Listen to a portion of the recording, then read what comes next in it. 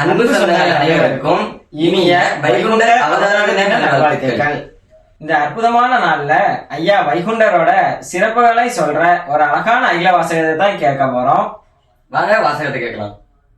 1008ஆனதொரு மதிலாம் ஆயிரமாய் செந்தூர்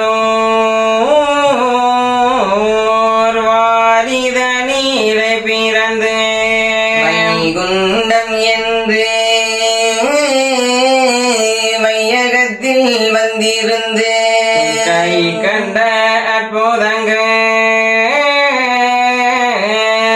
கனகோடி செய்கிறாராம். நீரதுவாம் தான் கொடுக்கும் முத்திரியா மண்ணில் உள்ளோர் யாரும் வந்து வணங்கிறாராம். நீயதானங்கள்